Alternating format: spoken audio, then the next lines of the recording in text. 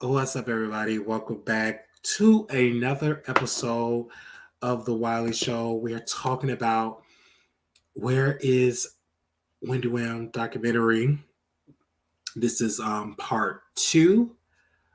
Yesterday, I would say I talked about this very emotional because I didn't know what to expect, and it hit you so rough. It really hit me last night. And so, shout out to the listeners all over. I received so many emails from you guys across the country. We touched on it. And to sum up the emails that I've gotten for people, they said, Wiley, you were the only platform that really got personal with this because it was a very personal subject matter to my heart. It was very personal.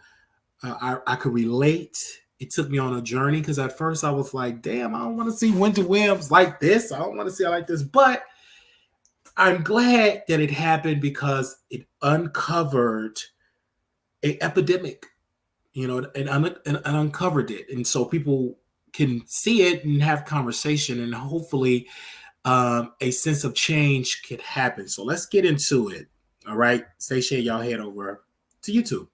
So I'm watching it and I see Wendy Williams in part two, and I'm looking at all of this stuff about her family, and how she said she, want to get back on television. She and I said she needs to be in rehab. And Wendy Williams' sister came and see her, and then of course you see, Sean, the publicist, is just in her face, and the niece was like, "I don't want to see this publicist. Who is this woman? She's a stranger. I don't know who she is." And she started breaking down crying. She said Wendy Williams is very talented. She's smart, and she started talking to the niece. My money is, I'm going to sell my apartment, going to go to Bank of America, and and Wells Fargo's got my money. I don't have no money. Well, you do have money. You just don't have access to your money. But she do have money. But in her mind, she didn't have any money. Then she said, I had $1 billion in the bank, $1 billion in the bank. And I'm like, wait a minute. You had $1 billion? Anyway, so listening. Then she said the Guardian was stealing money from her. There was no evidence or proof that the Guardian is stealing money from her.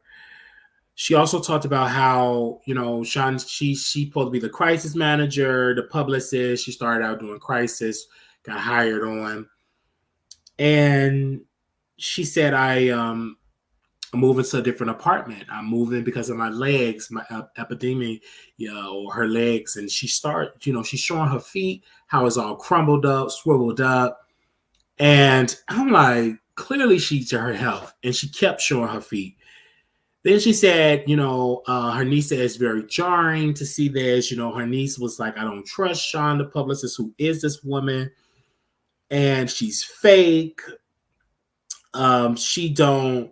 And then Wendy was like, well, she understand financing, but how can you understand finance? You're a PR. Like everybody that was around Wendy is like using this woman for her money, like using her for her coins. Like she's paying for all anybody that was in her house. Wendy is paid for. It's on her dime. And she said, of course, her niece was like, you're an A-list celebrity. You need to, listen to people in your life. You need to understand that we love you. And her niece was like, well, back in the day, my aunt would tell me, go get a bottle of water, get some food. So the producer said, did you look at the refrigerator? You need to look at the refrigerator. She was like, no. And then the producer told her, there is no food in the refrigerator. So in this particular case, that'll let you know that the Guardian dropped the ball. The Guardian did not keep day-to-day operations. Just judging on this particular episode, we didn't have any food, etc. Only thing she really can get somebody to give her was alcohol. They wasn't caring about the well-being of Wendy Williams. And Will, the manager, he called Wendy Williams and to find out. Now she says she's in LA. She keeps saying she want to do the show, whatever. So the publicist got Wendy on a plane, took her to a meeting to NBC Universal. She said, I want to do a show, want to bring the show back, and I want to dress like this, with a Gucci shirt, some shorts. And so she do the meeting. Of course, we don't know the details of the meeting, but nothing came out of the meeting. She did not get the show. Clearly, her mental health is just not there. And the sad part of Sean, her publicist, which we have DM'd her, no response. This woman is evil because you're putting a mentally incompetent woman on the plane without her manager, without notifying her management team, put on a plane, say, you know what, we're going to shop a show. Because people understand that Sean, she's in the business and she want to be manager. The more deal that she can broker, it's a percentage that she can get. So she have a motive. And she was trying to backdoor her way to be manager. And then she was like, because the producer was like, are you her manager? Well, I'm doing managerial duties. Like, she's trying to be a manager. Everybody they were in their territory. They're trying to gain as much trust from Wendy to get her bag. And so, in which the Guardian should have put a standstill, should have got the police involved, like, hey, bring her back. This is crazy. And I think the Guardian just allowed Wendy just to still go do what she wanted to do, but clearly you can see her mind wasn't there. Then while they're in, LA, she's at a restaurant, she's drinking. And then Sean was like, well, I never seen her drunk. She is a alcoholic and you're giving her alcohol. And so that's how I said she's not good for her. And so the manager finally called the Guardian, because at first he was lying, and said, hey, Wendy is in LA. But this is the failure of the Guardianship, just judging on this part one, that you're not there for the day-to-day operation. You're leaving the people that's in charge. That is the reason and enabling Wendy to drink. So she talked about that. Then she said, I don't want the show in Miami. And she meant to say, I didn't want the show in LA, but she said Miami. And then the producer's like, where are you? I'm in LA. I'm like, okay. Clearly, you could see that her mind was all over the place. Then they talked about the article that I think the Hollywood Reporter, how the Wendy Williams producer said they found bottles of alcohol, all this stuff they found of Wendy. And they did pretty much a piece, because the reason why I believe those producers of the Wendy Williams show, and most of them work for Sherri Shepard, they had to show the world that to protect Sherri Shepard, that Sherri didn't come steal the show, that Wendy was a drunk. She was erratic. Her behavior was erratic. She was evil. You could control her. She was getting in with staffers. She was showing up drunk. So they had to write this article to the public to show them we didn't want to get rid of the Wendy Williams show. Wendy herself screwed Wendy Williams. And so they had to, that's Hollywood. And because a lot of people thought that Sherri took the show, Sherri stole this, and she didn't. Sherri was offered the show from the producers, they said, hey, Sherri, we pick you to be the full-time host. We're going to give you a deal. Because she was healthy enough to do it. No business. They almost lost that time slot because Wendy couldn't do it. If it wasn't for Sherri Shepard taking over and boosting up the ratings, they would have lost that time slot. They told the production company, like, listen, if you don't get a host, you're going to lose this time slot. You're going to lose this deal. So protect their bag. They said Sherri was great. It was great for Sherri to take it. And then the show went in another direction, because with Sherri Shepard, in my humble opinion, they were able to get A-list stars like Kelly Rowland, etc., Tyler Perry, Oprah Winfrey. You couldn't get none of those acts if it was Wendy Williams, because Wendy Williams they considered her a tabloid type of show. So it worked in the long term financially. And then a lot of Wendy Williams staffers was able to keep their jobs. So let's go back to the documentary. You hear Will, the manager, cuss Wendy Williams out. And then she said in the car, I want a new manager. I want to go in a new direction. Then Wendy Williams said, I want to be famous. I love being famous. I love being famous. Then when the show, it says, I'm going to wear Gucci and all of that. And then she finally back in New York. The show don't come into play. Then Will have a conversation with Wendy Williams and Sean, the publicist. They had a conversation, whatever the case may be. He go outside. He said no camera, so we didn't hear that conversation. But downstairs outside, the producer's able to get the tea.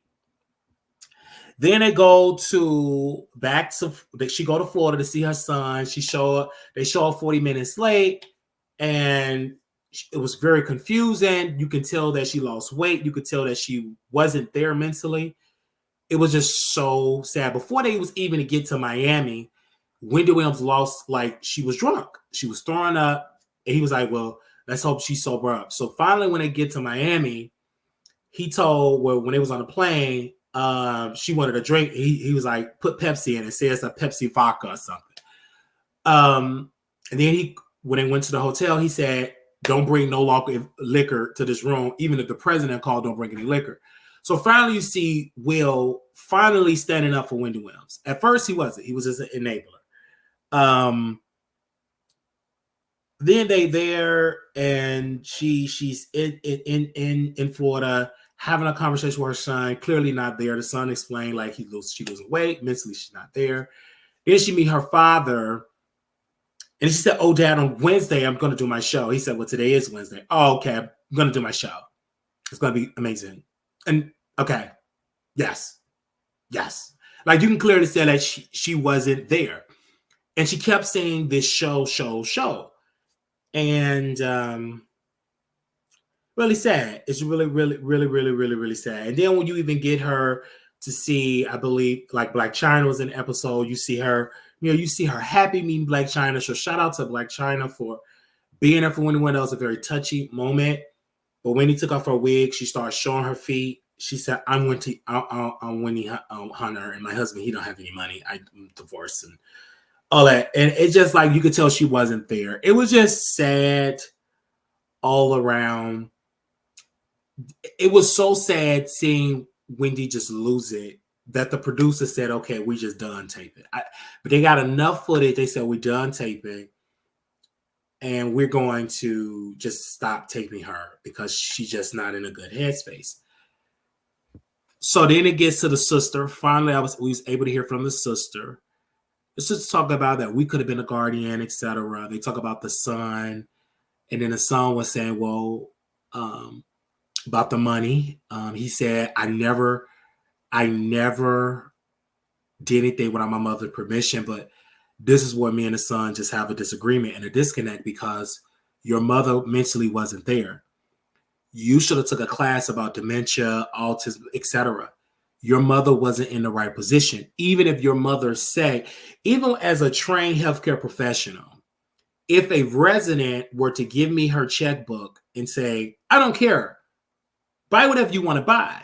Even when she gave me permission, I know she's not in her right mind, and I will decline, say, no, thank you. Because we are already trained, don't take anything. Even if they offer it, don't take it. So for Kevin to sit here, well, my mom gave me permission. Baby, no. You're the reason why everything was triggered. And I know the family don't want to throw him under the bus. He's not innocent. Because when you hear him talk, he admitted, yeah, my mom gave me permission. This mom that's showing people her wrinkled toes, her twisted feet, swollen feet, her sleeping and all this crazy stuff, drinking, her cats is just urinating on themselves. She's not in a predicament to approve those type of expenses.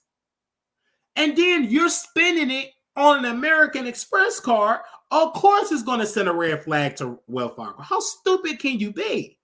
It's like, and then you're renting an apartment for $2 million. You should have said, Mama, you ain't in a good. If you was a responsible son, if you cared about your mother, you'd just like, Mama, let me get out of this expensive apartment. Let me get some caregivers. Let me not spend this money erratically. Let me not spend $100,000 Uber. Let me go to the grocery store. No. So I get it that they tried to cover up for the son, but you're the reason why your mama is in a predicament.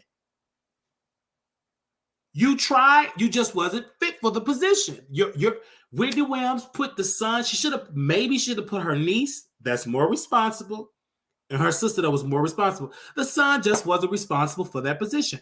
I'm sorry, she gave that man too much power, her young son, and he couldn't handle it. You're operating a multi-million-dollar operation and you spent very crazy. So that's why I came very hard on the son on yesterday, because he is a big part of it. Because they don't just give people to give guardianship just out of the blue. You have to show strong evidence there's something going on with this woman's finances. And obviously, it was enough proof for the New York Supreme Court to take away your power of attorney. Do you know how difficult that is? Do you know that the legal threshold for that? So this is why I'm not shocked. I'm not angry. I'm glad it happened, because she would have been broke. Because in his mind, my mom said I can do it. Your mom is not in a predicament to do it. So it's another thing where I think that the family is not all the way there. They kept going to restaurants with liquor. If you know you have somebody that's suffering from alcohol, why y'all keep going to these restaurants with alcohol and then y'all ordering alcohol? That doesn't make sense. That's just like me. Well, I'm trying to get my aunt off the pipe, but we going to the pipe house. And everybody sucking on pipes. How's I want my aunt to be off the pipe and we go into a pipe environment? That doesn't make any sense. And you seeing it on camera. Why would I bring you to a restaurant and you're ordering liquor? Of course she's gonna want it. I want one too. And then you gotta say, give her a call. Don't even tempt her.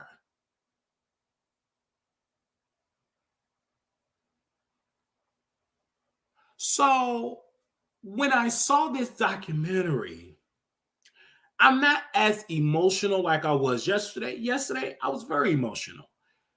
To the point it affected me pretty much all today. I had to take a break from the internet today. I didn't post anything. I just watched Savior's Day, Minister Farrakhan. I was into that. I need a spiritual. I was able to see my pastor today online. I just needed that spiritual stuff because yesterday was very rough. It was a very rough episode. One of the rough episodes ever because it hit home. And it was like real life. And so I needed that break. And so I was able to handle it in a different way today. I really was. And so I'm glad that Wendy is doing better. I'm glad that, if she's sober, her mind can come back, some parts of it. Hopefully it can come and she can fully recover, but she has to be sober. But sadly, it's a long journey. I do believe they will not get rid of her guardianship. These professional guardians have doctors that they are going to testify that Wendy still needs medical care, and it's going to be in the best interest of Wendy Williams to be under guardianship. I don't see her family doing it, not even her son doing it. And what's going to her son going to be mad when he's not able to be over her finances. So it's going to be back with the professional guardian. I don't see the family getting it. I see her being under guardianship for a very long time. That's what I believe. So I believe in 2020, this year, they're by New York law that you have to do a yearly review of guardianship. So we shall see. But she was diagnosed. I do believe she can have a more healthier life soberly. It does, and so she's going to have full-time care for the rest of her life. Do I believe she needs to be back on television? No. Do I believe she needs to be back doing a podcast? No. Do I believe she needs to be on a show? No. Do I believe she needs to be drinking out? No. Do I believe she needs to be cameras everywhere showing her feet? Absolutely no. So, no. And you clearly see the result of letting her have complete control of her life. She's going to have all those enablers and leechers, right? That use her. And they've been using her. It was one part of this episode. And Sean, for you to be a publicist, you're evil. So you go to Wendy Williams. Do you want to go to the Oscars? And Wendy said, what is the Oscars? She said, the award show. Oh, yes, I can wear this. Oh, no, Wendy, you can't wear that. But I see what you pack. We can go shopping. No, you want her to go to the Oscars to show you got your client. You can make deals. You don't care nothing about when I'm so glad she didn't go. She's not in no type of position, mindset, health-wise, to go to no damn Oscars.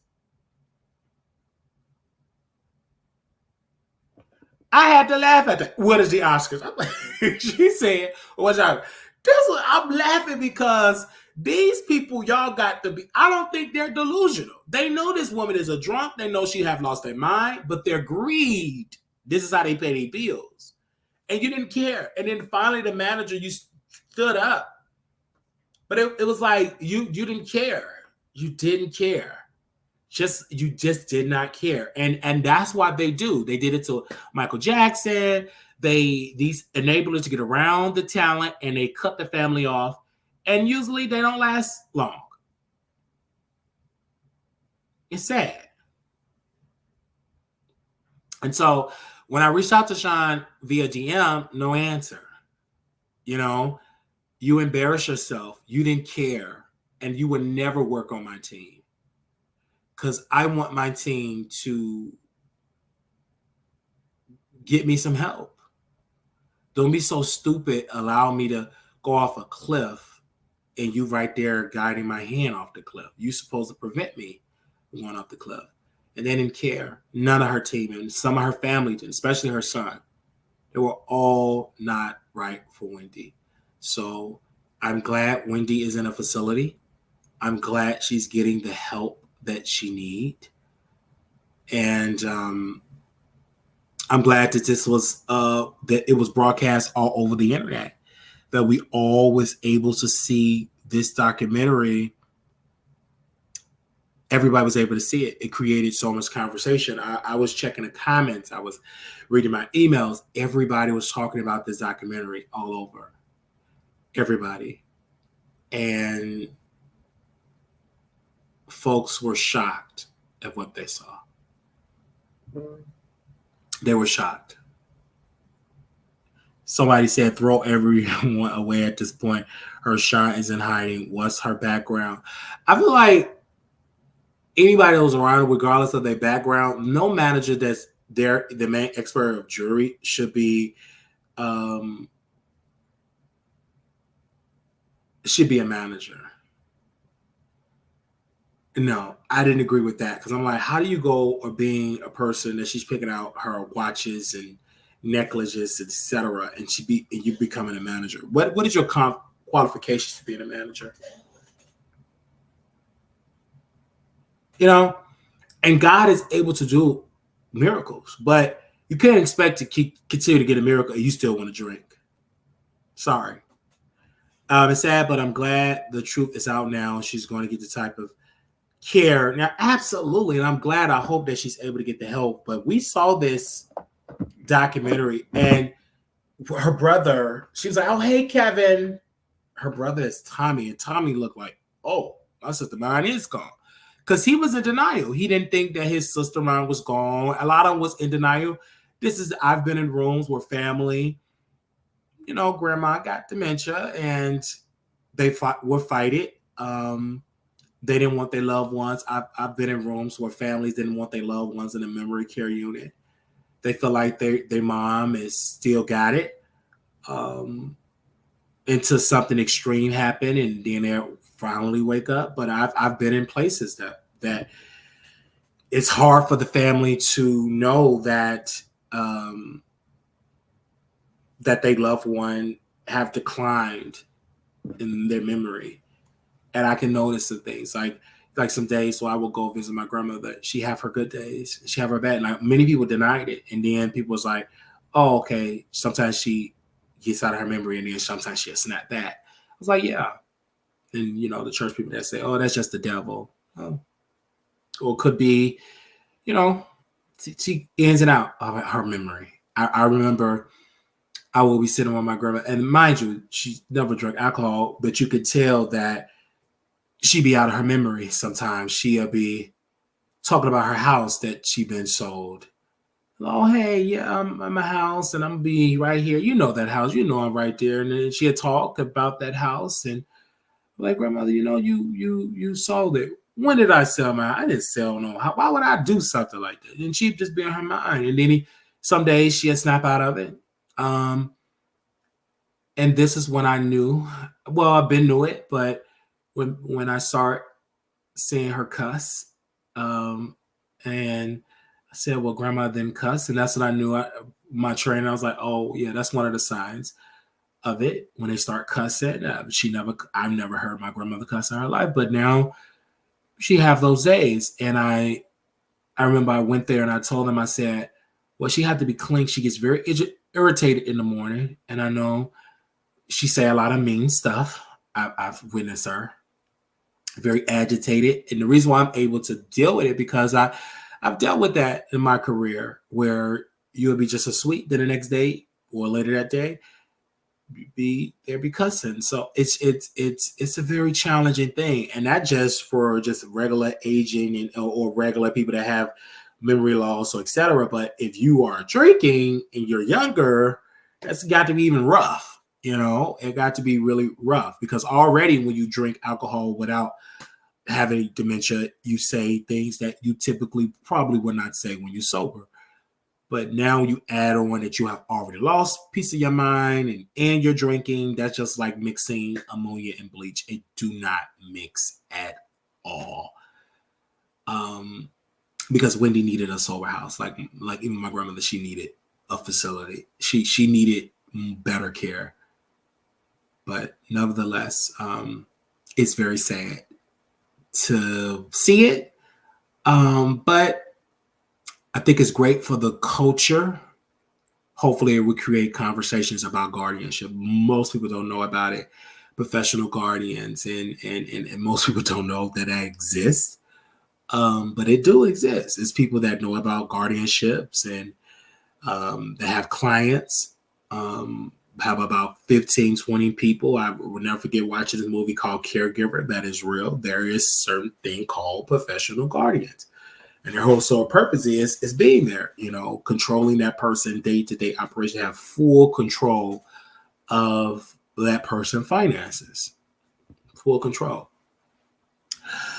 Whew, it's sad to see this because I never would have thought that we'd be talking about Wendy Williams in this regard, in this light. But we're here now.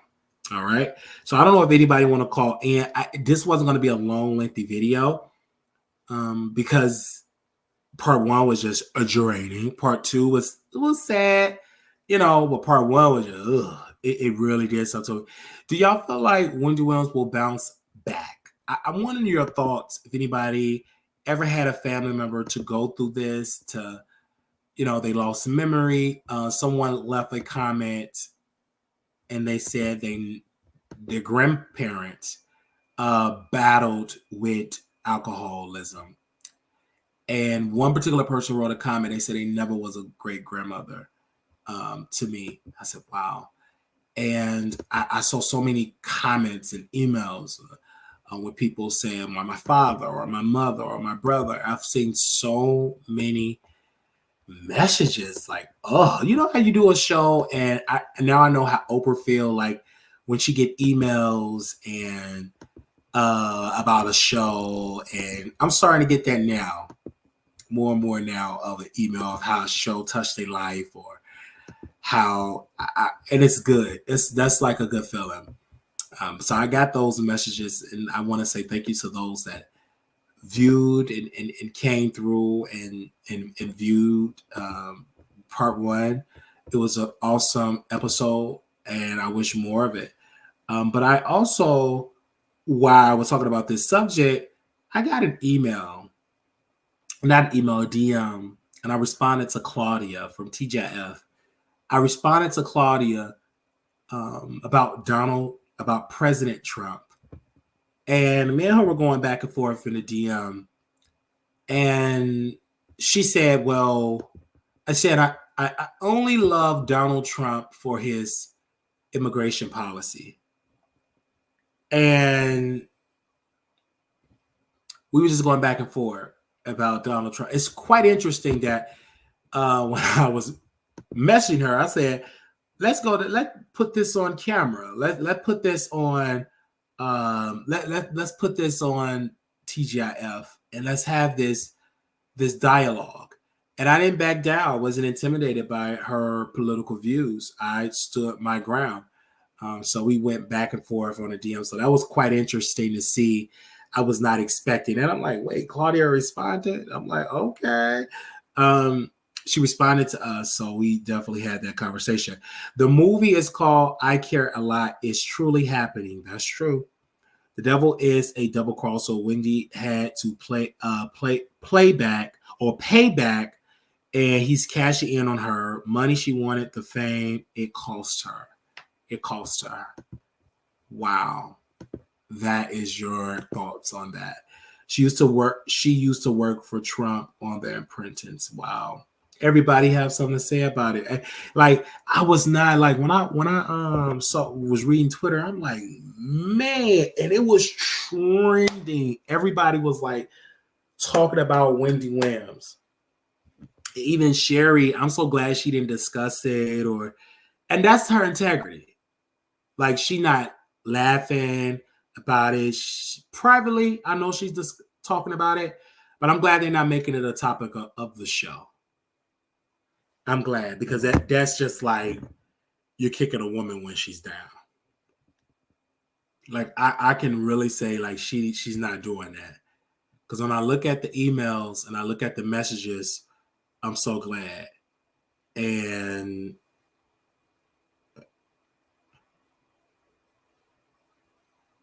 I'm glad that, we have a discussion about guardianship, and hopefully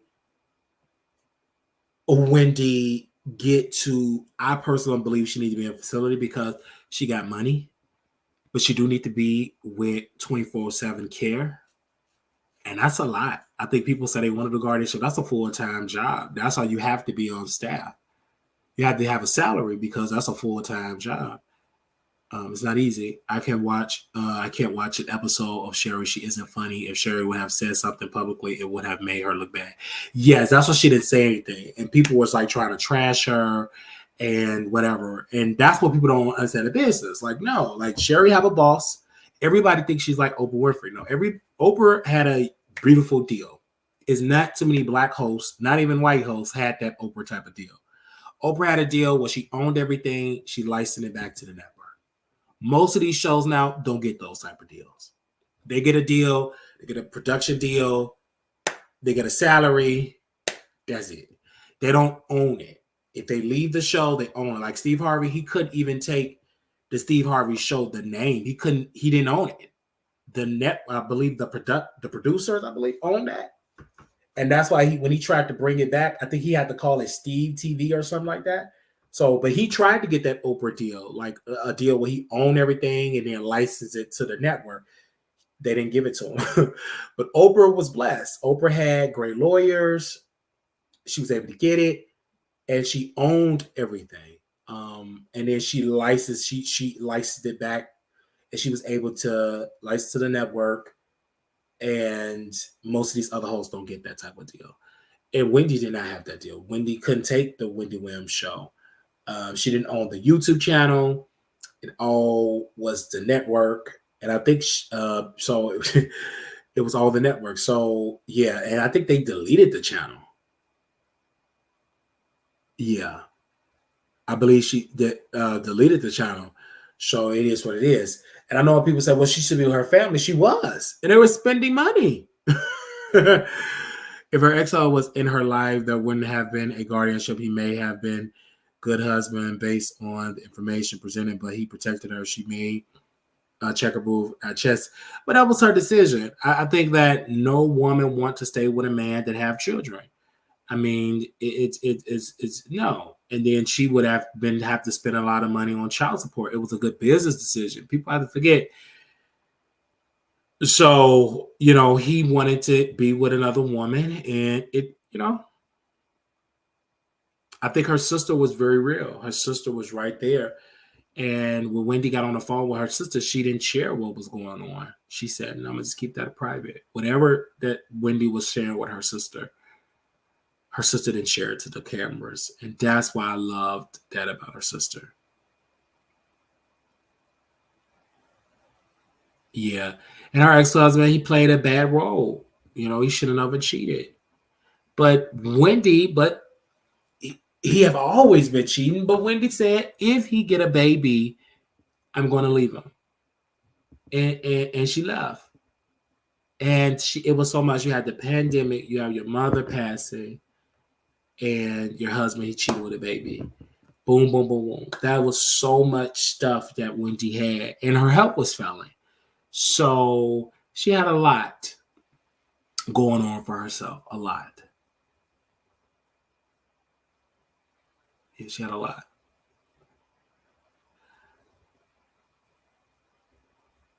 Yeah, she had a lot. Wendy divorced him. She said, I could not deal with the baby. And yeah. He was spending her money on the other woman. Absolutely. Spending her money on the other woman. And now this was the end result. So this is what we're dealing with. All right. So if I don't know if anybody else want to call in, you guys, this has been a great weekend because Wendy was able to give her thoughts on this documentary. It was a lot of laughable moments. I laughed because it was kind of funny because it was, I'm kind of glad she's better now. But I'm glad she's getting better. She's getting the help because she didn't need those cameras. I was so glad when the producers made the call. Said, "Listen, we're not gonna put her on camera." I'm glad. That's all I can say. I'm so glad. We want to see more of that. I'm looking forward to it. Being in a Dallas studio. They said, but I didn't like the Will guy wearing designer clothes. It was wearing designer clothes. They was all on Wendy's dime. It was all on Wendy's.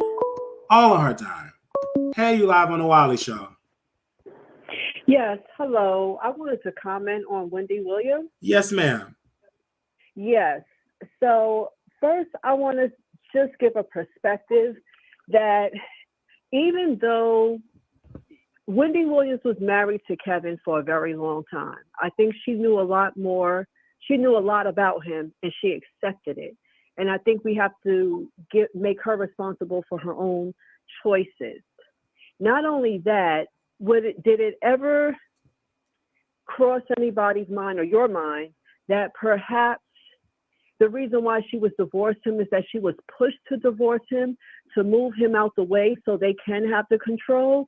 Although he may not have been perfect, I think the humiliation of having a baby, I'm sure, was very, very hurtful.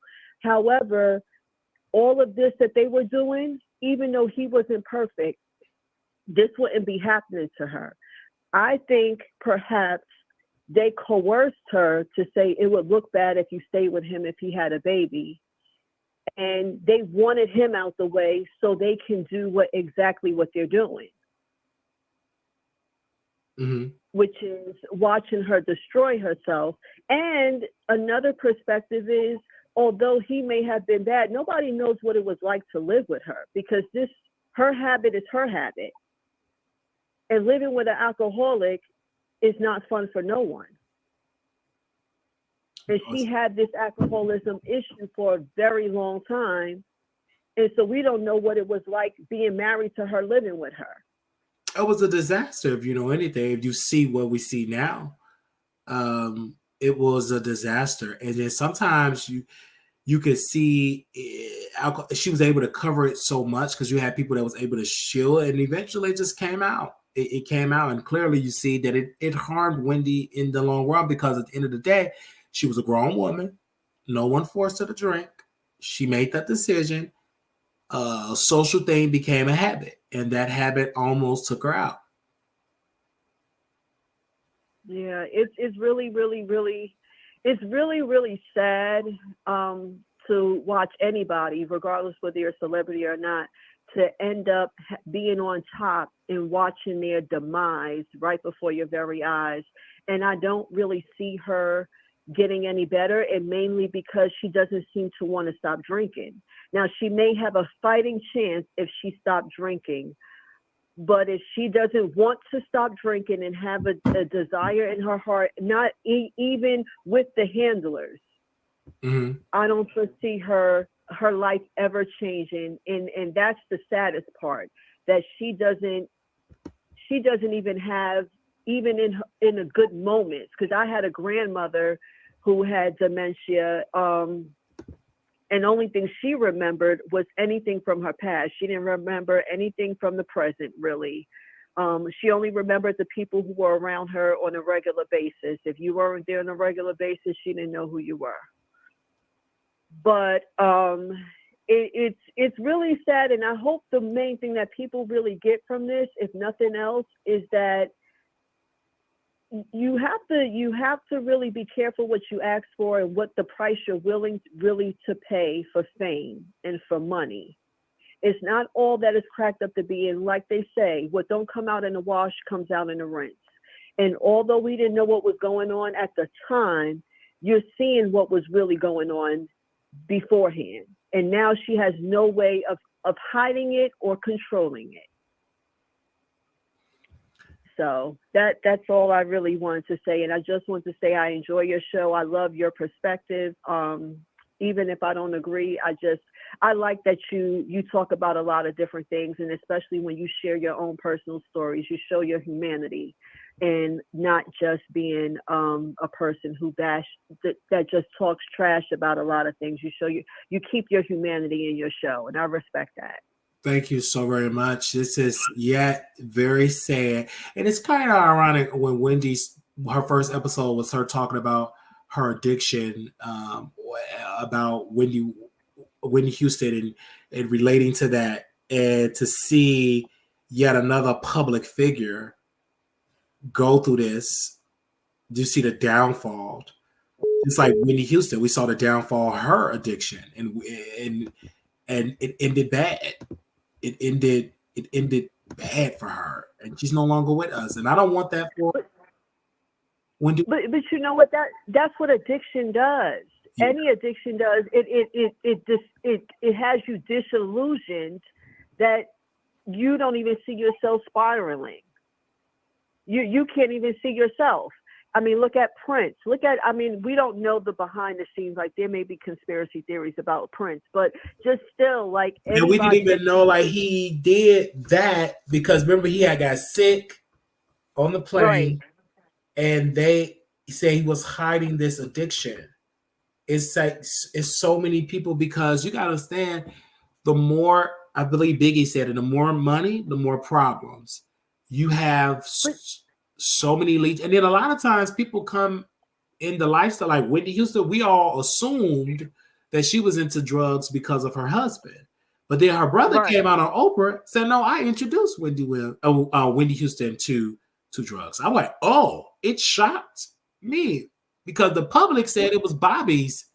He brought her but they always want to blame somebody. Just like, that's what I'm saying about Kelvin. It's easy to blame somebody. They may have a reputation for being a thug or a street. It's easy to blame them for somebody else's problem. But for all we know, we don't know what it was like for him. Even though he cheated, don't make it right. Having a baby don't make it right either. But you have no idea. I mean, it wasn't smart of him either to be with a woman with that much money and not have nothing to show for it, and didn't make wise investments. That was foolish too. However, we have no idea what it was like being Wendy's husband, and we just look at her at the start and say, oh, he was bad, he cheated. Like, really? But you don't have no idea what she was like. I saw an interview with T.K. Kirkland, and he said, the comedian, and he said something that was really powerful. He was like, he had one agent, and he left working with agents because you can't trust nobody to do your bidding for you and to handle your money for you and handle your business for you. When you pay people, they are only doing stuff based on the cut that they get. And so many people feel like, you listen to Taraji P talking about how she's not getting paid this and not getting paid that and unfair treatment. It's like, when are people going to start handling their business themselves? You don't have to do what you used to have to do years ago to be your own representative. There's nothing, just like you said, like you don't need nobody. I always hear you say that on your show, like you're not kissing nobody's butt to get this and that. It may take you long and it may be a slow crawl, but you're going to get to where you want to be. And you're more happy too. Than- Yes. And you're more happy. You have more control because I could easily work with other people. But number one, your integrity is out the window. You have to take their mess. You have to, you can't be who you are. You're going to be unhappy. When you're born to be a leader, you have to lead. And in this industry, it's a very grimy industry. Just like her niece, when her niece went in there and said, "You warned me about this industry. The stuff that you warned me about, you're doing it." But that's what I knew. And her niece was like, "Oh, my aunt is not in her right mind," because everything that she stood for, from people that know Wendy Williams, for her taking her wig off, they said, "This is not Wendy Williams." So clearly, we could see that her mind. It was a decline in her mind. And you're right. You are so right. And all those people at her house, they didn't care. To me, that's the horrible thing when you're surrounded by piranhas. Yeah. Literal piranhas. There's nobody around her. They're only hanging around. If that money was to dry up right now, all them people be gone. And she will end up like so many other people on Skid Row who used to be famous and lost their mind. That's the point. Yeah, all the people would go because they're only there for a check. That's it. They don't. How can you? This person doesn't have the common sense to do anything. And another reason why I think that they put out they're just now putting out what her label is. And I think they're trying to, my perspective, the reason why they're labeling what her disease is because they want to say that she will not be able to speak up for herself, to say that she wants her family involved. I think it's a power play. Whether it's true or not, I think the fact that they're putting it out there, they're saying that if being that the family is now wants to fight for having any say, I think it's to say, well, we can't ask her because she's not in her right mind because she has this diagnosis. Right. And obviously she got the doctors to diagnose her. That's why it's an uphill battle. And it's a very expensive battle. And her family, neither one of them got the type of resource to fight that. I don't think so. I think it's a power play because they did it when the niece went on The View. And she did what she did. Very effective speaker. They put out a public statement. It's a power move. They didn't say nothing. They didn't say nothing. And Whoopi Goldberg had to come back on the air and say, "Okay, we got an update on Wendy Williams. She have this. She have that. She have the dementia." So that was a very powerful move. And that's to let you know. And then again, you're dealing with professional guardians. Yes. These are people that have probably been doing it. Professional piranhas. Right. They've probably been doing this for about decades. So you know the ropes, you know how to challenge, you know what to say, you know these judges because you're in the courtroom a lot getting people to be your client, getting people to be guardians of. Like if you watch that movie, what was that? I Care on Netflix, you saw how she knew what to say to the judge. And a lot of that stuff, she was in with the doctors. Like the doctors knew how to sign papers over, say she's incompetent, blah, blah, blah. And she knew how to trigger the woman. She knew how to talk to the judge. So that's real. That's an entire industry that it's a hush-hush industry because a lot of people don't know nothing about that industry. That is people over there controlling, operating a $1 million operation. So let me ask you a question, because you said something that I always wanted to understand of how she was not able to own her own name. Why would you go on that many years and not segue into something else to have? I thought she was smarter than that. And I don't know if it's a smart or not so smart thing to say, I don't know if that's smart or not smart, but why would you give somebody that many years using your legal name and you don't have no say over it? You don't have and it's not yours. I believe that it's when you sign a deal, you gotta understand she coming in with no leverage. And a lot of times people will be like, okay. But wait, she came from the radio. Yeah, she came from the was part of radio, the but South. she's brand new to tell. It's like that's a brand new beast, like television.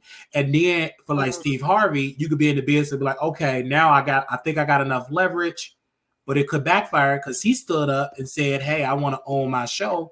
And you know what they did to his show? They canceled it. Oh, I didn't know that's what happened. Okay. They canceled it. It wasn't because of low rating. They did cancel it because when T started to come out, he wanted to have more ownership of his show. He started seeing how Oprah moved. He wanted that deal, and they canceled his show. It's very challenging because you're talking about Black people in a racist industry. Let's call it what it is. That is not in the business of having Black people gain stuff in the industry. That's why so many people, Taraji, she's not the only one. There's plenty of people in industry that is Black that is suffering, not getting their fair payday. Even those that got the big managers, the big team member, they say it's your team. It's people that got the great team ever, but they're still getting pennies on a dollar. They're still not getting paid fairly. So, you know, it's sad. It's disgusting, but this is the industry, baby. That is the industry. You're blessed when you come in, when you own stuff, when you have more leverage. That's why social media is such powerful now, because now you have people, Country Wayne, he negotiated a deal. He did so well on Facebook. You know what Facebook did for him for those skits? They offer him a deal. Now when he do Netflix, I'm a fund my deal, I'm gonna license it to Netflix. I own it and I can license it. Once that up, I can license it to Amazon Prime. I own and operate my material. So now, because of social media, you can build your own business, your own brand. You don't need a gatekeeper like back in the day. Now you can build it yourself. I could be at home. I don't have to necessarily be a stand-up comedian. I can start doing my comedy at home, build up a fan base, go on tour. I'm the biggest comedian ever. I didn't have to necessarily do like Monique did, take $10 for a stand-up show, $20, hope you get paid by a promoter. I built my stuff from social media. So it's a different ball game and a different industry now. And hell, you don't even need to go to NBC Universal for a show anymore. You can do your own show in your house, your living room, and reach more people than they reach on NBC. So this is like it's a different industry. It's a different beast. It's a different beast. And you have more at peace because a lot of these girls that because of the pandemic, they're rushing to the online. They see how much money, and that's why a lot of us average Joe that just, you know, we feeling the heat because we got people coming in with multi-million-dollar operations. They getting television people coming in to work on YouTube stuff, and we still got to compete. It's a lot. It's right. And now, someone said in the chat, AI is going to even make it more competitive, more challenging in different things. Like, even though I believe AI has helped me personally, but it's coming in to replace people. So it's a lot. This industry is changing very fast. I can tell you, it's changing very fast, child. I tell you, if anybody wants to if they still want the fame, they need to count the cost and they need to take out a book out of some people's pages and not try to build no team. Be your own best team, be your own cheerleader, be your own everything. No, like you can't, it's not worth it to pay somebody to look like you're on top to have a whole entourage on your payroll. Like, come on. And a lot of times people look at MC Hammer. He took all them people with him and it bankrupted him. He had all them employees, all them staff, and at the end of the day, he went broke because you tried to carry everybody. You don't need a team. Some people got teams. These folks just getting just a paycheck. They ain't doing nothing. So, but just breaking your pockets. And that's why a lot of these celebrities got to do better, because a lot of these celebrities have all these managers, money. And I want to say this, you are so pathetic if you're paying folks to control your finances and you don't even know what's in your bank account. That's wrong. Like that's on you. Like, that's laziness. Stop. Especially when it comes to the money. I don't want nobody over money but me. I don't want nobody have none of my bank account information but me. I want to make sure I write the checks. I want to make, because that's the most important piece, because a lot of these quote unquote money managers have robbed these people, and you better know it. Because I mean, look how many people die in a poorhouse because they had accountants that was making sure they got paid, but wasn't making sure the person was paying taxes. You better know it, and you're legally responsible for that. You can't say, "Well, it was my accountant, Your Honor." You are legally responsible, so that's why you have to understand things on your own and triple check. I will never forget it. I get my business started up, get my LLC started up. I get a phone call from the IRS. Oh, Mr. Wiley, you owe us some taxes in Illinois. So I called my accountant. I said, "Hey, sis, Miss Sis, I owe taxes." "Oh, well, in 2019, oh, I forgot to tell you." I said, "Excuse me?" I couldn't believe, but to see if you write a letter. And I said that wasn't gonna work. So I had to pay these taxes, these back taxes, didn't know existed, and I blame me because I put it in all of this woman's hands and I went about my day. She knew that I owed this. She didn't inform me. In her words, she forgot. And who's held with the bill? Me. But she got paid though. But she got paid for whatever she got paid. I don't owe her nothing. And so, because when you start like LLCs, when you start one, babe, you're gonna get slapped. IRS, okay, well, oh, okay. Oh God, they just gave me that bill, and I was like, oh my gosh. Let me tell you, I just started my business, and I'm around other people, and they're like, "Oh, just get a bookkeeper, just get it." I was like, no. It may take me some time. Oh, you ain't gonna be able to do this. I said, let me tell you something. I don't believe, even if I get to the point where I have to pay somebody to handle my books, I want to first understand how it works. So if I come behind you, I could tell when you did something wrong, and I don't want to be oblivious to no part of my business. So I will take my time and learn how to keep my own books for myself. That's why I'm in that same predicament, because I remember I was watching Roland Martin, and he was reading the contract. It was a deal. He read the contract, and he found some discrepancies in the contract that his lawyers didn't even catch. And his lawyer was like, "Oh, wow, I didn't catch that." So that's why you have to be your best advocate. So now I look at the taxes. Okay, triple checking. As I call the federal, I call the IRS on the federal. Say, "Hey, do I owe any tax?" But I need to know, because there's no use of you hiding it. It's no use of you avoiding it. I'd rather know so you catch it early than to be slapped with 10, 15, 20-some thousand, 30-some thousand, 40-some $1,000. So I don't want to be slapped with it like this. That's what you want to know. And when you have a business, you want to know about your expenses, about your tax write-off. It's a lot that I'm the first entrepreneur in my immediate family. Me as well. Everything that I'm learning it. I didn't learn it from my mama. I never had these conversations with Green. I never had these conversations. So everything I'm learning by that. And it was a debt. And I was like, oh my gosh. So everything I'm learning about, just because you have an LLC, that's not the only step. Like, you have to learn about. Right. It's so much more to having a business than people know. Let me just give you this little plug. There's throughout community colleges throughout the entire country. They have what they call small business development centers, and they have online webinars for free that you can learn different parts, whether it's marketing, YouTube, taxes, sales tax, all the things that you got to know about a business. It's all free. It's called SBDC. There's small business development centers through community colleges around the country. Thank you for that. So it's really good talking to you, because I'm learning. It's a lot of things that I'm learning in this business, because I told my mentor, I said, I'm going to come into a lot of money one day. And I'm studying people that came into a lot of wealth and they lose it all. One example that I look, because I'm in the YouTube business, so I look at other YouTubers that quote unquote made it. It was one particular YouTuber that made it, and that was Spoken Reasons. I mean, he went mainstream. He had deals, and then stuff, he got used. They stole his material. They stole his ideas. They didn't pay him fairly. He misused funding, and now he's back, poor and fishing. Like, he don't have what he had. Platform ended. Don't get the traction. And I said, oh my gosh, let me make sure I research. I look at the Scorpion Show.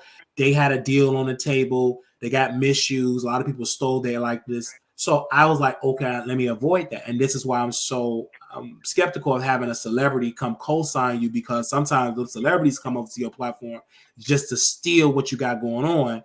and blind you. Well, you know, I'm such and such. I'm just a huge celebrity. Because I've seen it happen to other people, and these same people they suck for. Now the Scorpion show is not the #1 show anymore. They're back working regular jobs, and they lost all of their revenue, so they had to go back to working a regular 9-to-5 job. So that's why it's important to research those, not laugh, but research to avoid it. Well, how can I avoid this? And this is why it's important to operate this like a business. You have to think of it like a business, because if you're just thinking about entertaining, you could be entertaining for the people till you die. But are you a profitable? If you have a business, a profitable business mindset, then you move differently. But if you're going in it like I used to do, oh, this is a hobby, I just want to entertain, you would be entertaining people forever, and then you'll wake up, you broke.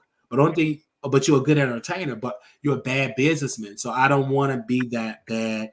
Let me tell you something. I've been listening to you for probably about maybe 6 months, 6 or 7 months, and you really inspire me, and you're very smart, and you're very strategic, because you know your areas of weakness and you know your strengths, and you stand firm on who you know yourself to be. And, you know, again, there's nobody you're going to always agree with everything about. But I love the fact that you stand 10 toes down on knowing you be putting on game and knowing and giving people strategies, and people underestimate you, and you know it, and you're cool with it. And you don't try to fight it or try to argue about it and try to convince the haters otherwise. No. So I really respect your gangster. Just want to tell you, I really do. Thank you, because you know a lot of people, they do underestimate, and which is a good thing. That's an advantage. And yeah, it is. And you know that. And that's what I love about you. Like, you know that people underestimate you. And you're like, I know you're going to underestimate me, and I'm going to tell you exactly what I'm going to do, and you're not going to listen to me, and I'm going to end up being right. And it's okay if you don't tell me that I was right. Right. Yeah, because you're success. So I love that. Because they're sleeping on you. You can tell them the whole story from beginning to end, and you already know they're going to sleep on you. They're not going to pay attention to you anyway. No. And you already have a proven track record. Yeah, and they do it. So I love that, because then you keep those people away. They underestimate them. Before they know it, it's going to be too late. We're like, damn, we really underestimate this man. But because it's a lot that goes, I could share a lot on here. Different idea. People watching this show right now, oh, let's see what he's going to say, and steal the idea. They will try to steal it or try to get under your skin. But once you're a talent, and you have to learn business, like behind the scenes, that you have to take that. And shout out to YouTube, because YouTube is where it's at. It's a lot of knowledge. You said something about a community college. It's like people forget they public library have a lot. It's a resource center. Listen. Books. People be forgetting. Books. You better take advantage of those books while they're still available. Wow. They even have it where you can get like ebooks from they have a database. Right. With a lot of knowledge. You know what I'm saying? Especially if you're in this social media game. You know, this is an industry, and also shout out to Roland. He played a piece of Club Shay Shay, and he was talking about how Country Wayne, if you are a social media person, you should have listened to that interview with Country Wayne, because that was a good one. It was a very good one. He was dropping gems. He was telling you the game. Many people laughed at him, and that man is making millions. He's making more money than Taraji. He's not in a Taraji type of movie. He ain't screaming about, I'm not being paid fair, I'm not getting paid. But you know what? I'm gonna tell you something about Taraji. This is not what your topic was about, but I'm gonna say something about her. If you've been in the game that long, and you've been and you are not where you want to be, when are you gonna wake up and realize they're never gonna give you what you asking for? And only the people that make it, they had to do something. Listen, what they said on you do something strange for that change, okay? That's the only ones that make it, and she's in the business. You would think she would know better by now than to wait 20, 30 years later and crying about it. That's true. That is the only ones that make it to the top are the ones that are being indicted right now. Hello. That is so true, and it's people out there that you could talk to. But it's good to get you on the show to talk about it. Thank you, sis. Oh, but thank you so much for taking my call. I appreciate it, and I just want to tell you, stay strong with your personal situations, and I'm glad to see that you know what your triggers are and you're protecting your mental health. And whatever you can't do, you just have to pray on it and keep it moving. And people make their own choices. So just keep going. You're gonna be all right, and people gonna do what they're gonna do. But I also want to tell you too, make sure you get your if you can, influence your family to get paperwork taken care of so it's not a mess when people leave this earth, because that's a whole nother mess. Well, I tried to do it, but I made sure for me, mine's was taken care of, because these are the people, they ain't gonna do it.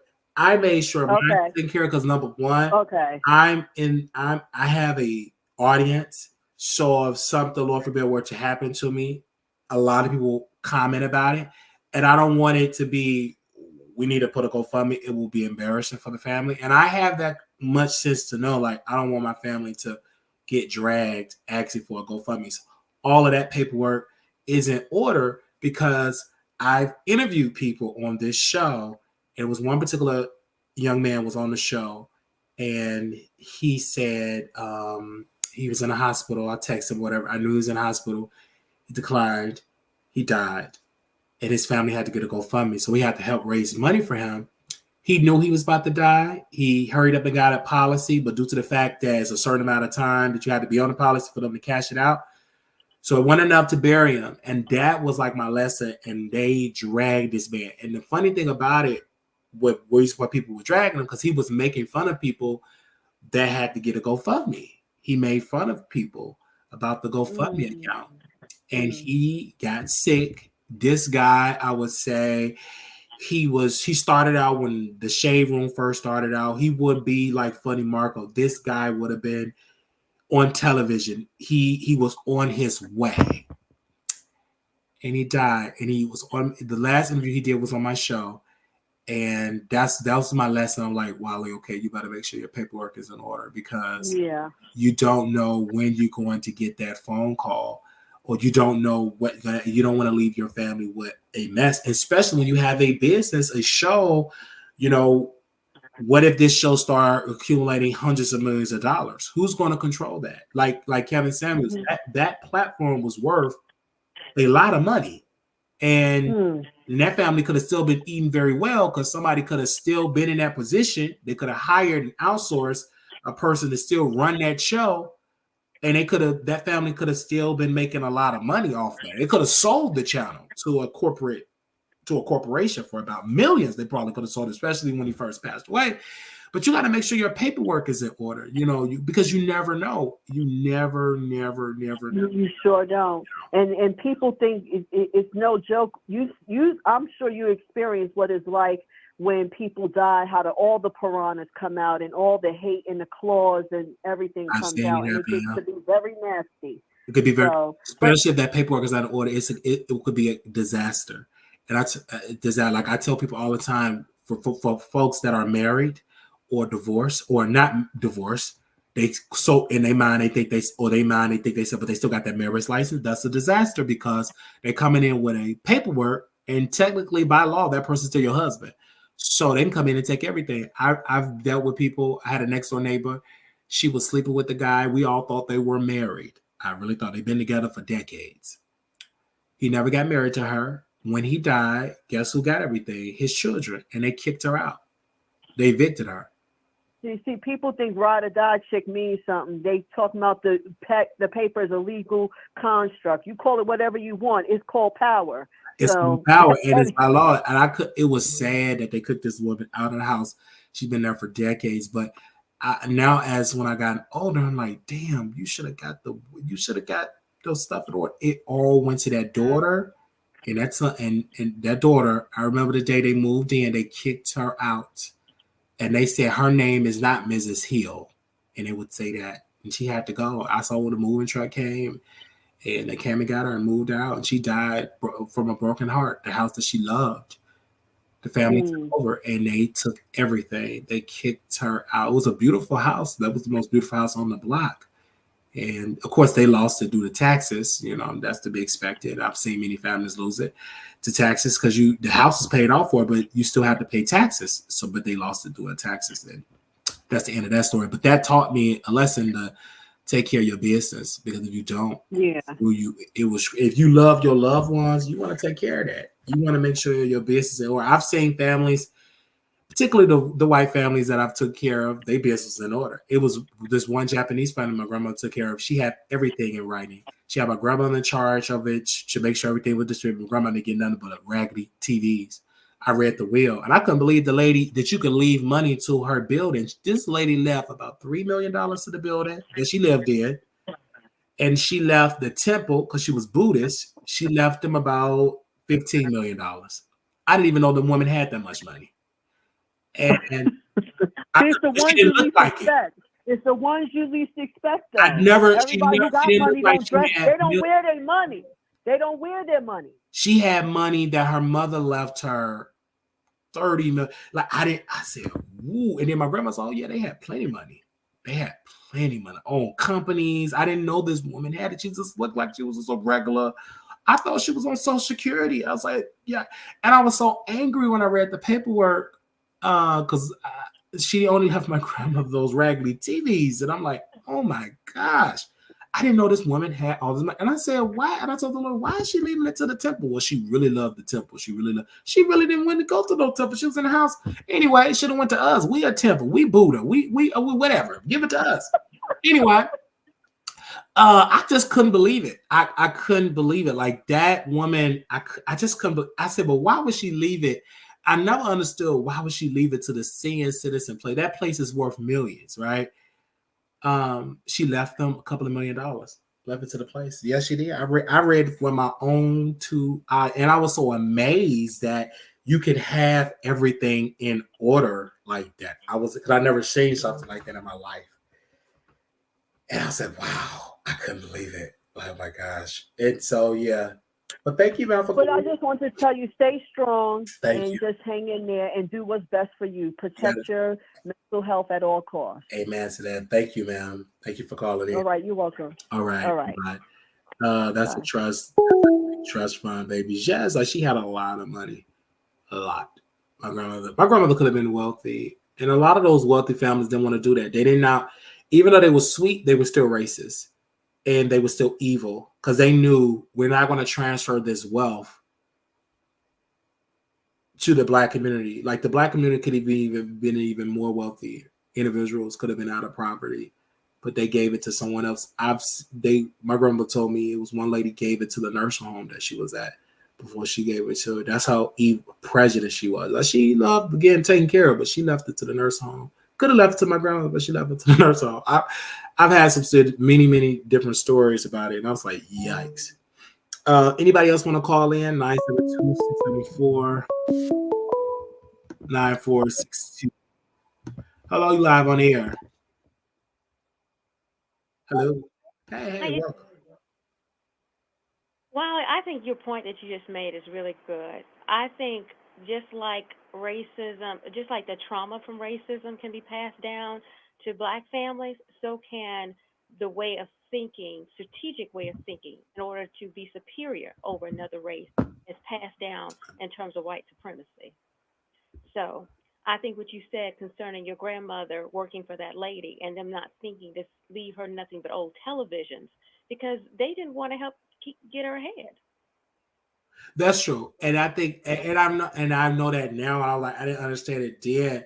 I said, "Oh my gosh!" I was like, "Okay," because it was all in the documents, and it was like crazy. It was crazy. Can you imagine how many families would have been in a better predicament if they great grandmothers would have gotten their fair share for taking care of these people? And I've seen folks that say, hey, I will leave this, and then they didn't put the paperwork in order and it stayed with the certain ones. That's like everything had to be documented.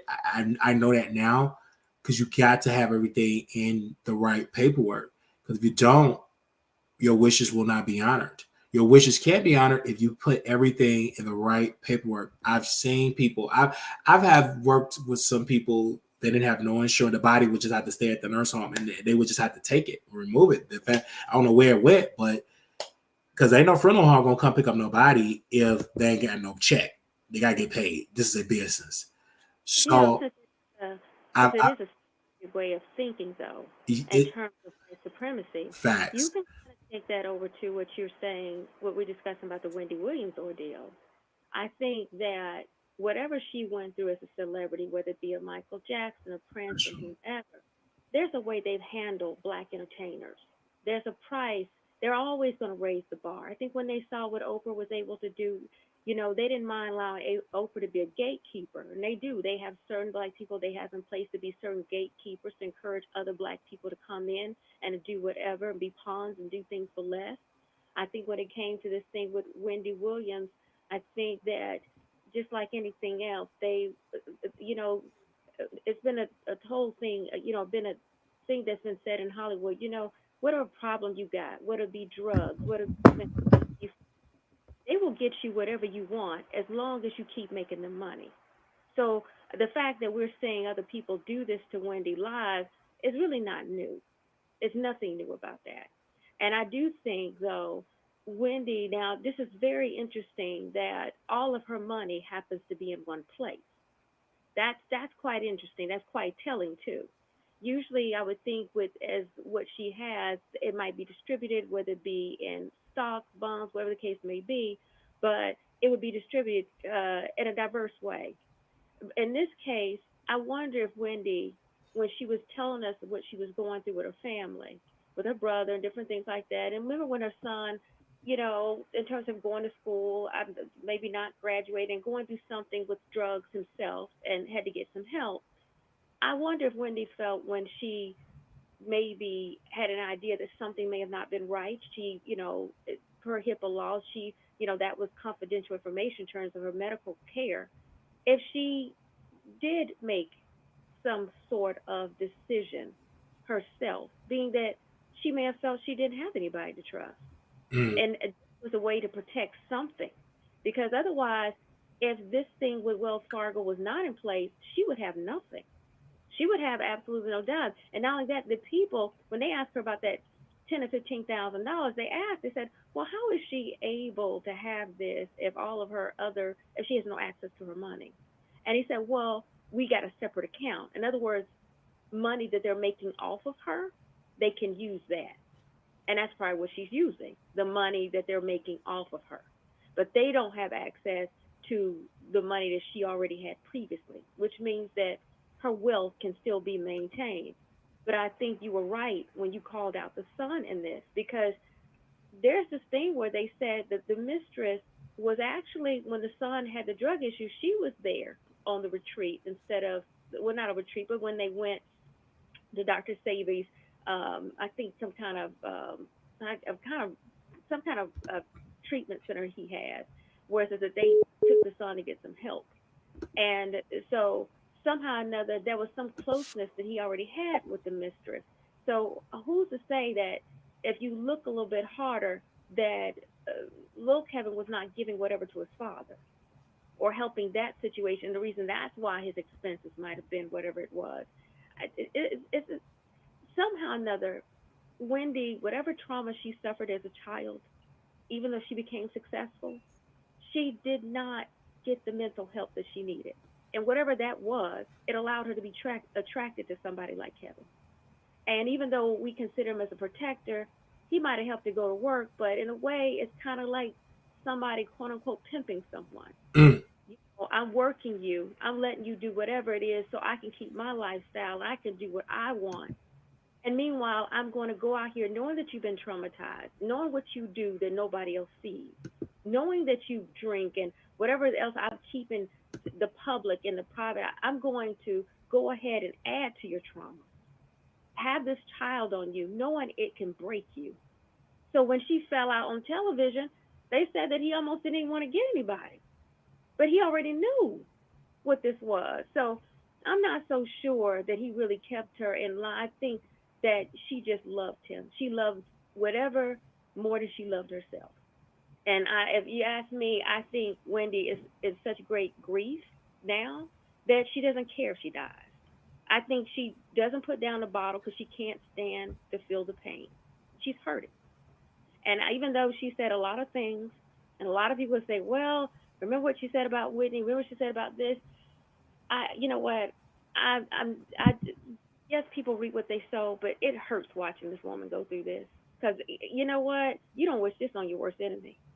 This is awful, and it's awful because it's all. That's what I used to hear when I was growing up as a child. Be careful of the person you put in, because you get the wrong person in your life, they can destroy you. They can destroy you. And people say, well, you shouldn't be so weak. Well, people, please be mindful how you raise your children. Whatever if you got a drug problem, if you dealing with somebody that's not good for you, be careful of the trauma your child receives. Because I don't care how much education they get, how much money they make, at some point, that trauma is going to come back when they least expect it. And they will go to a bottle, they go to some sort of drug. They're going to go, depending on you pray to God they have strength, but what if they don't? They can be very successful and choose somebody else to bring them down, because that's what they know. They don't know their worth. She didn't know her worth, and any of us. That's why I think a lot of people are paying attention to this, because that can happen to anybody. I don't care how strong. That's why I never call nobody stupid or call them weak. You don't know what can happen to you. You don't. You don't know. Thank you, ma'am, for calling in. You're welcome. Have a good one, Wiley. Thank you. And thank you for sharing your story. I appreciate your story. Thank you. It was needed. Thank you, ma'am, for calling in. You're welcome. Bye-bye. All right. I see so many people that do want to give their thoughts in. And I'm going to call you all back. I think there's another person called in, so we're going to call them back.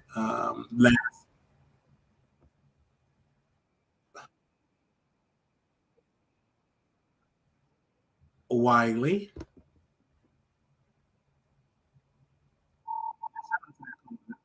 Called in a long time. That's good. I'm hearing familiar callers. It's quite interesting. It's good to hear back from people. The day one call. All right, this caller's caller. I'm calling this caller back, so hopefully they answer. Hello, you live on the Wiley Show. Hey, what's going on? This is Jazzo. Hey, Jazzo, welcome. Hey. How are you? I'm good. Talking about Wendy Williams Part 1 and Part 2 now. I know you saw both nights. How are you feeling being a close friend, supporter of Wendy? It's sad. It's very sad to watch that, because Wendy Williams is my hero. Wendy Williams has helped me over the years become the grown man that I am today. Coming from Harlem, New York, and listening to Wendy Williams at the age of 12 years old on KISS, 90.7 KISS, before she went to Hot 97. It was an eye opener for me. I felt like I found somebody that I identified with. So, my love and respect for Wendy is deep.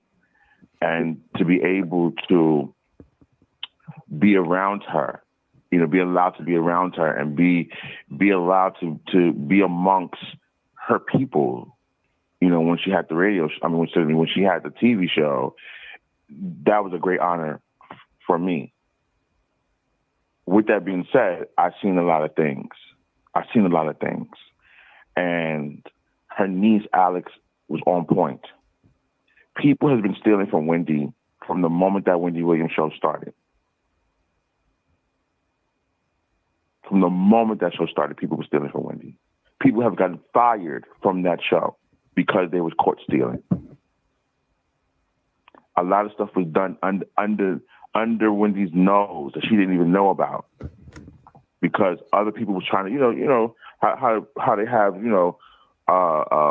guard, gatekeepers, basically. As soon as something happened, they clean it up. So the boss don't know. Mother can't find out about it.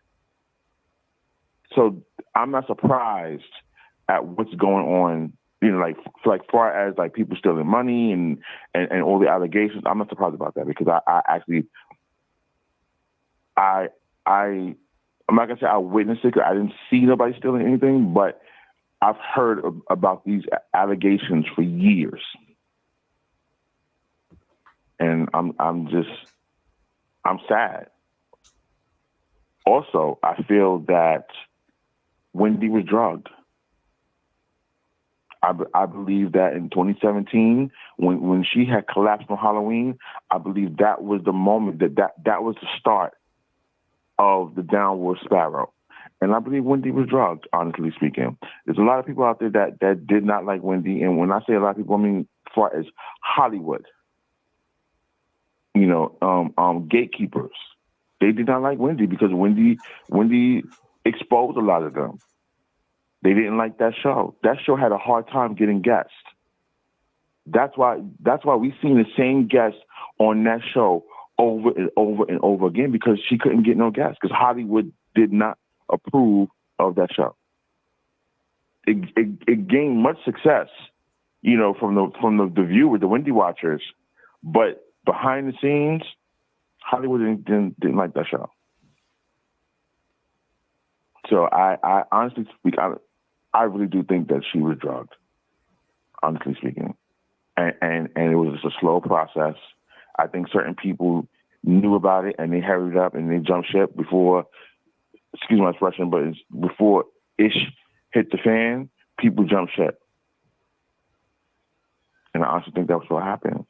Will Shelby, people, please do not buy into what Will Shelby is trying to sell y'all. He is part of the problem too. He came in after Bernie, I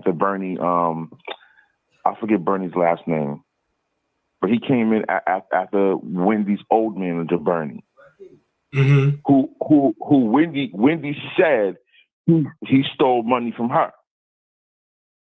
Wendy said it. He stole money from her. So, I'm here in New York, and I read the blogs and stuff like that.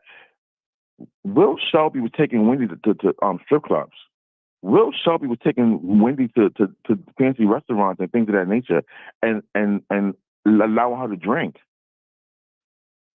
So where you go from you doing this to now you want to clean up your image. So now you're so concerned about Wendy.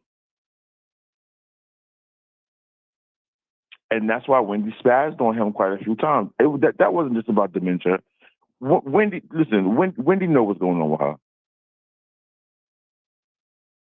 She knows, because she comes in and out. She comes in and out, in and out, in and out. And I believe that conscious Wendy is fighting with her disorders. Because you see it.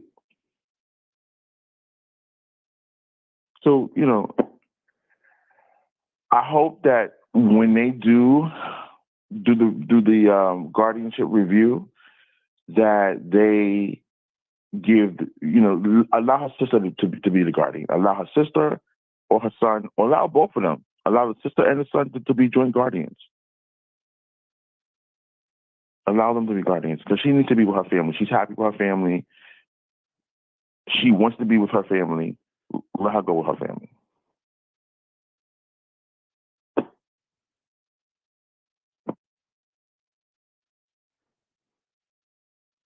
Speaking about the son, there was rumors that said that he took, it was a birthday party for $120,000, Ubi's for $100,000. He came out and said, "I didn't take anything. My mother gave me permission." Do you feel like that was excessive? Do you feel like that was wrong for him to spend that amount of money if these allegations? No, because Wendy spent that amount of money on her own. He's right. Wendy, she was a very lavish style type of woman. This is a woman that will buy a painting for $1 million of a fruit. So, Wendy, Kevin, that's how they live their lives. I mean, think about it. Kevin was driving Maseratis and Lamborghinis and all kinds of luxury cars. That's how they live their lives. Right. The hunter. I'm talking about her son. They're saying that her son birthday party for $120,000, Ubi's for $100,000. And I think that if you are mentally uncompetent, now we know that she have dementia, and the bank feels as though, hey, I feel like she's being exploited. Those were the allegations. And the New York Supreme Court ushered in a professional guardian. They took away his power of attorney.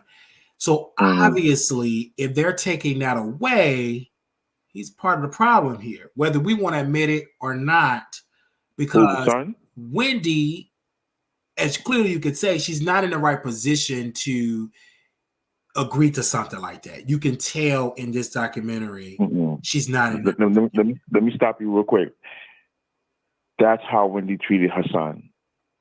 And I don't want to put out too much personal information, but I know firsthand. I've seen paperwork. That's how Wendy treated her son. Do you think do you think that will still be right if a person have dementia that they can't?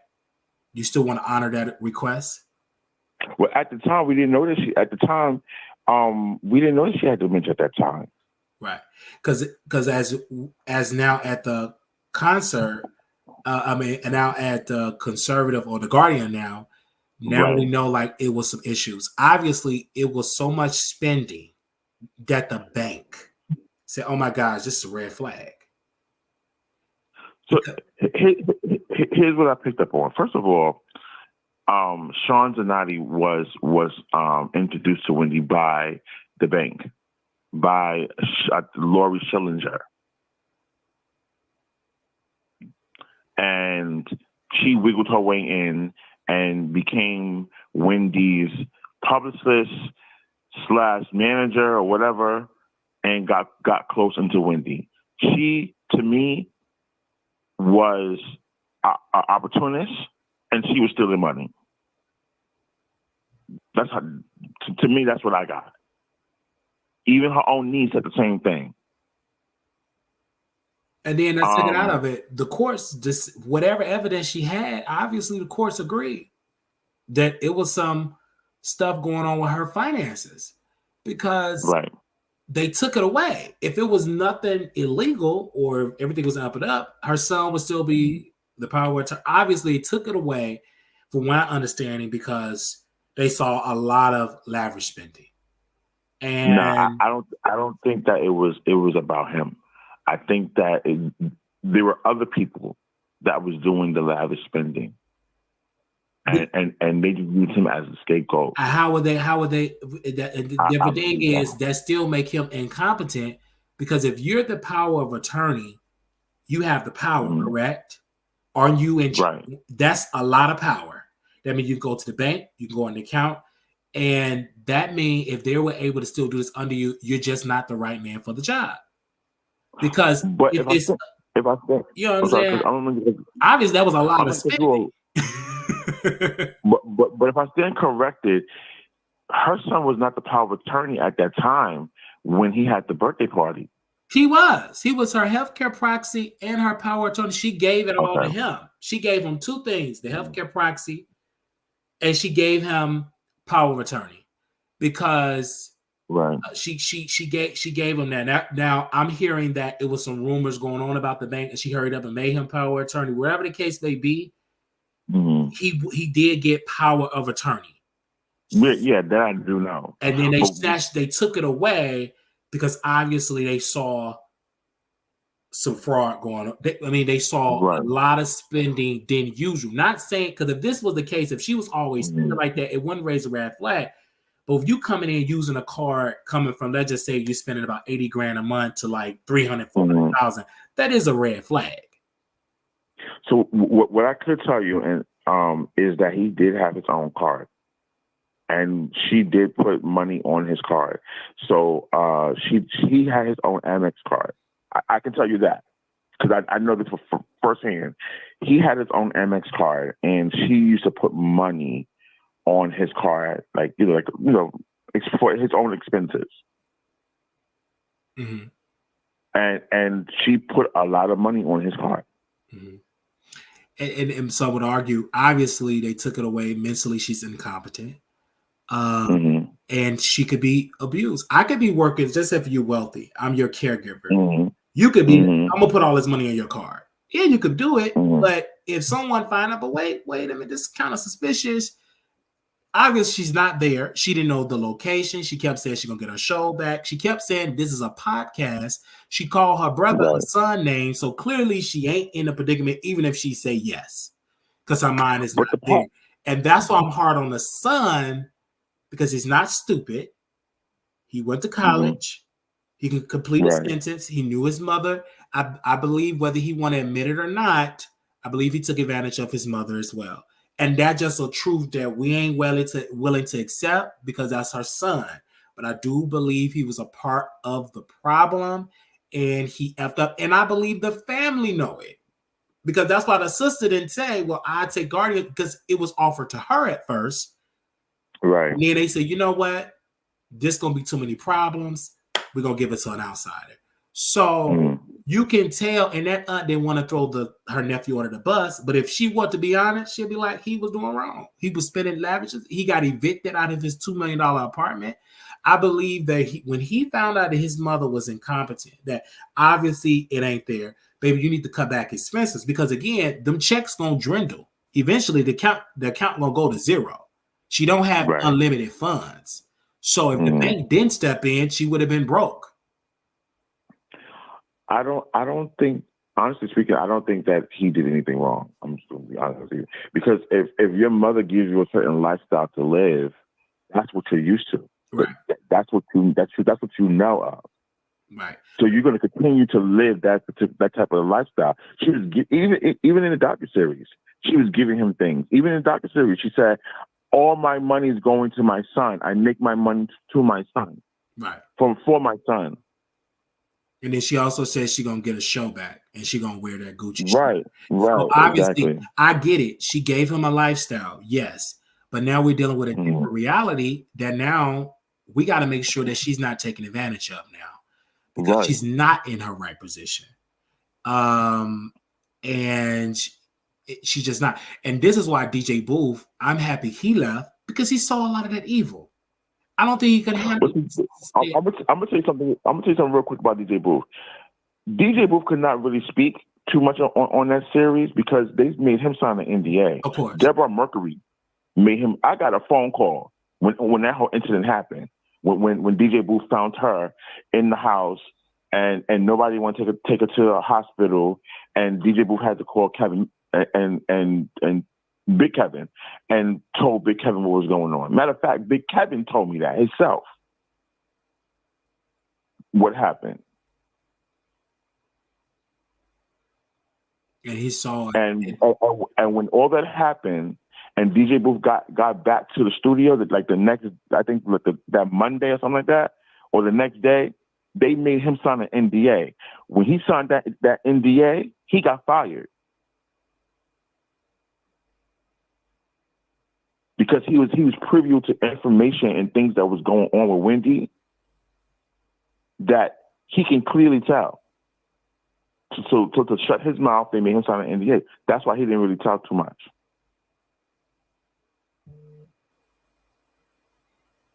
Yeah, he saw a lot, and he saw a lot, and that have to be hard for anybody to witness somebody getting used and abused. Correct.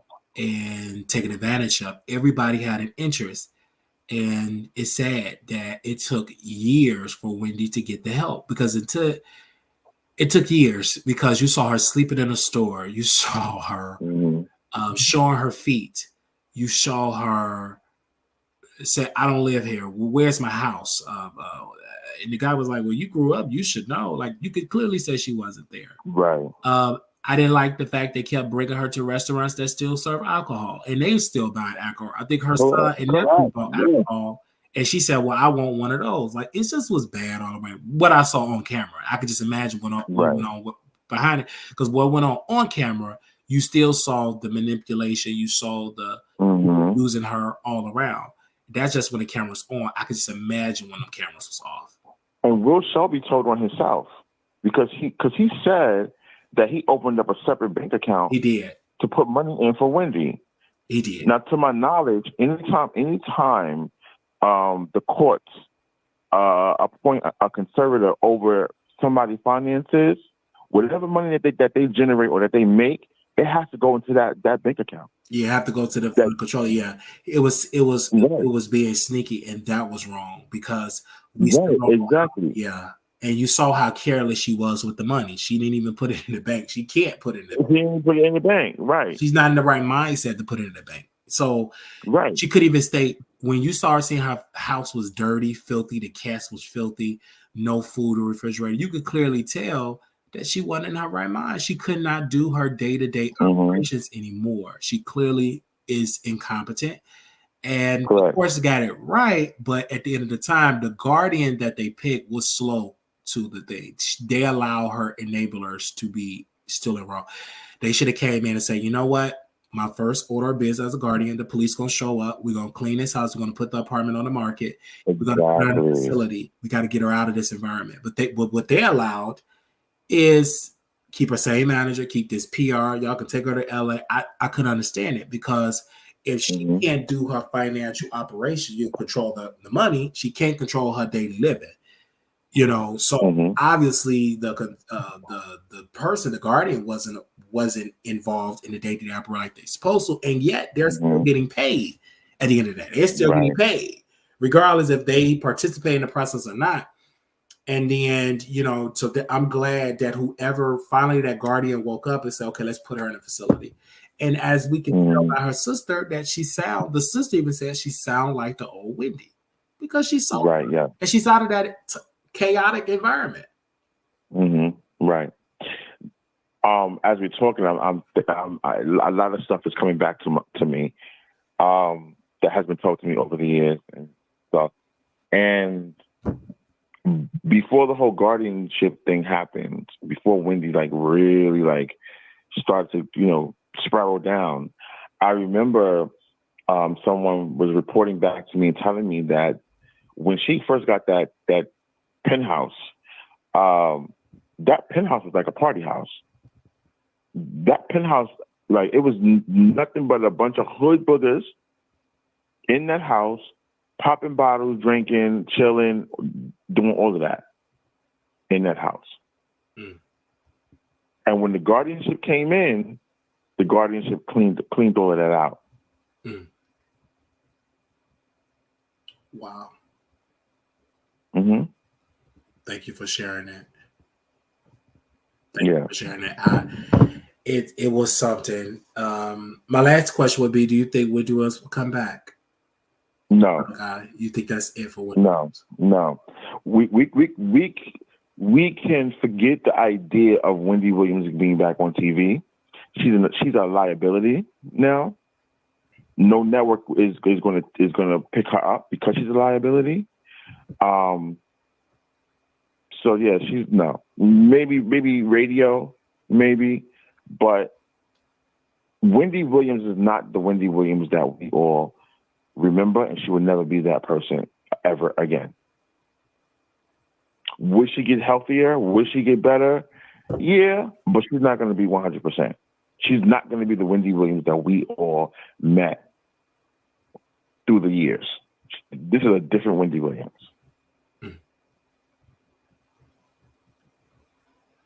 Thank you so, it's bad. So very much for calling in, because I know this has been rough to watch, to see someone that was healthy and to see them not so much to struggle. Mm-hmm.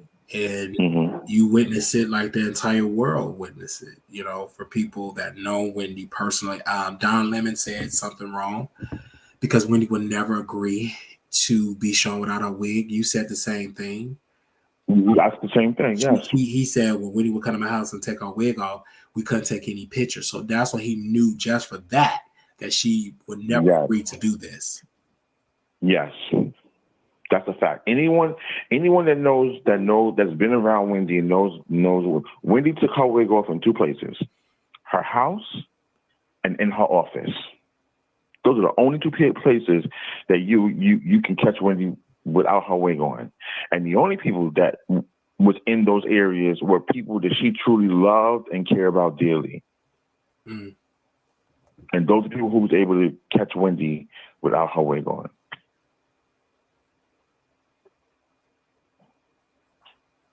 Yeah. But that whole team needs to go. because they all knew, they all first seen it, and they was denying that Wendy had an alcohol problem, that Wendy was losing her mind, that Wendy had an illness. They all denied it. Sean Zanotti denied it. Will Shelby denied. They all denied it. But yet they were still pumping alcohol in her. And they was doing that because they wanted to keep her belligerent so they could keep on stealing her money. And that's what they was doing. Sad. Very sad. Thank you for calling in. But with that being said, good night. Thank you. Keep on doing what you're doing, brother. As I always tell you, keep your foot on these people's necks and keep on trolling. Will do. Thank you. All right, brother. Bye-bye. I love you, brother. Thank you. Bye-bye. Wow. I want to say thank you to everyone that came on the show and got their thoughts. I want to thank him for that.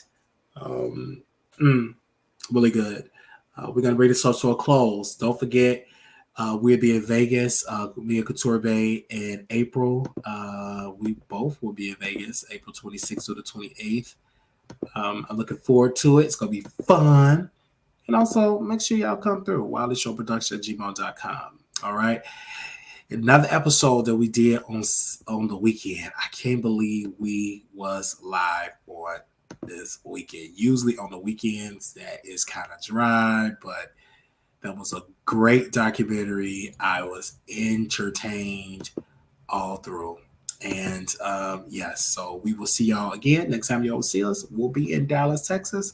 Thank you all so very much. And I'm looking forward to it. I will be seeing you all soon. All right. If you want to contribute to the Wiley Show, $ Marquise Wiley 28, Zelle WileyShow@gmail.com. We resume posted on the website on tomorrow at www.wileythetroll.com. And we will talk to y'all soon. Thank you all. Thank you all. Thank you all. Thank you to the callers for calling in. And I will see you all later. Thank you. Y'all have a good night. Bye.